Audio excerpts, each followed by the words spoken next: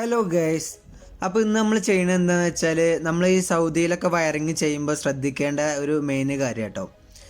എന്താണെന്ന് വെച്ചാൽ നമ്മൾ ഇവിടെ കറണ്ട് വരുന്നത് പഴയ കറണ്ടുകൾ വരുന്നത് 110 130 ആ വോൾട്ടിലുള്ള കറണ്ടുകൾ ഇവിടെ വരുന്നത്.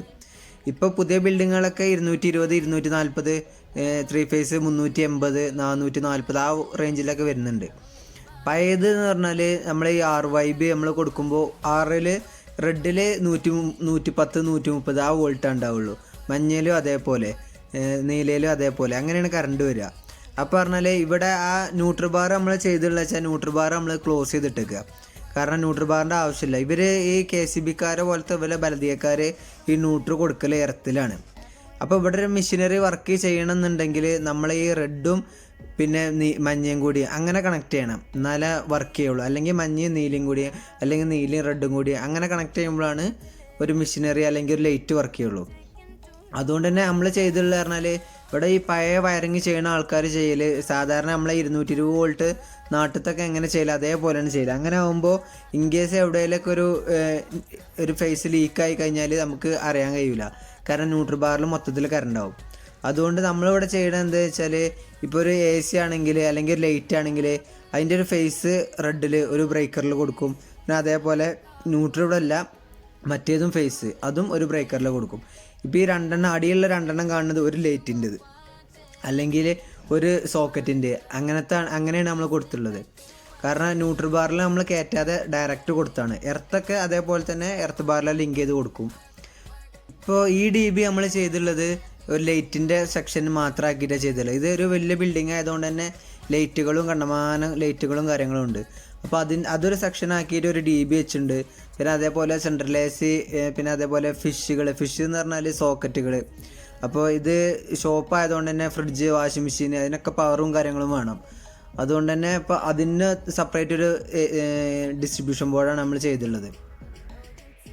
ഇത് പഴയ കറണ്ട് ആകാനുള്ള കാരണം ഇപ്പോൾ ഈ ഒരു ഏരിയ മൊത്തം പഴയ കറണ്ടിലാണ് ഇപ്പോൾ ഓടിക്കൊണ്ടിരിക്കുന്നത്. അപ്പോൾ ഇവിടെ പുതിയ കറണ്ട് ആക്കണം എന്നുണ്ടെങ്കിൽ ഈ ഏരിയ മൊത്തം മാറ്റണം. നമ്മൾ ട്രാൻസ്ഫോമർ മാറ്റണം പോലെ മൊത്തത്തിൽ ചേഞ്ച് ചെയ്യണം. അപ്പോൾ പഴയ വയറിങ്ങും പുതിയ വയറിങ്ങൊക്കെ ഒരുപാട് ബുദ്ധിമുട്ടാണ്. അപ്പോൾ ഈ പഴയ ഏരിയകളിലൊക്കെ ഇങ്ങനെ ഓടും.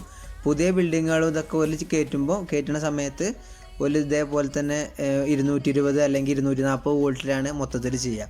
അതാകുമ്പോൾ നമുക്കും വയറിങ് ചെയ്യാൻ സുഖമാണ്. പിന്നെ അതേപോലെ ഈ 110ൻ്റെ കറണ്ട് പറയുമ്പോൾ ഈ രണ്ട് വയറിലും ഇപ്പോൾ ഫേസ് ന്യൂട്രൽ എന്ന് പറയുന്ന പോലെ രണ്ടും ഫേസാണ് വരിക. അപ്പോൾ അതിൽ കളിക്കുമ്പോൾ രണ്ടിലും എപ്പോഴും കറണ്ട് ഉണ്ടാവും. പിന്നെ പറഞ്ഞാൽ ഷോർട്ടായി കഴിഞ്ഞാൽ ഈ ന്യൂട്രൽ ബാറിലാണ് ഫേസ് കൊടുത്തുള്ളതെങ്കിൽ ട്രിപ്പാകാനും ചാൻസ് കുറവാണ്. അതുകൊണ്ടാണ് രണ്ട് ബ്രേക്കറിൽ ഒരു ഫേസും മറ്റേ ബ്രേക്കറിൽ മറ്റേ ഫേസും നമ്മൾ കൊടുത്തുള്ളത്. പിന്നെ ഈ നിലത്ത് കാണുന്ന ബോക്സുകളാണ് നമ്മൾ ഈ ഫിഷ് ഇതിനൊക്കെ വേണ്ടിയിട്ടത്.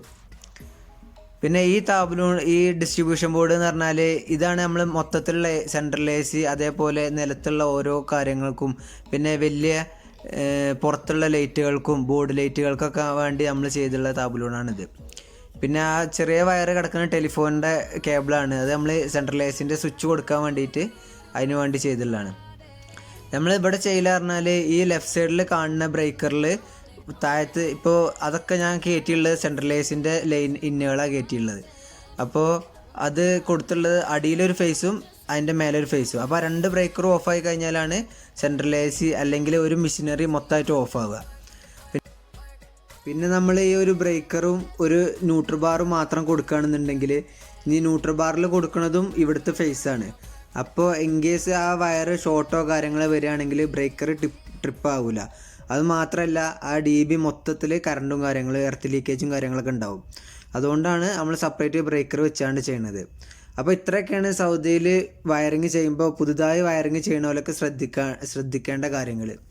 അപ്പോൾ വീഡിയോ ഇഷ്ടമായ ലൈക്കും കമൻറ്റും സബ്സ്ക്രൈബൊക്കെ ചെയ്യുക. അപ്പോൾ ഇതേപോലത്തെ ഇൻഫർമേഷൻ വീഡിയോ ഇനിയും ചെയ്യണ കാരണം അപ്പോൾ എല്ലാവരും സപ്പോർട്ട് ചെയ്യുക.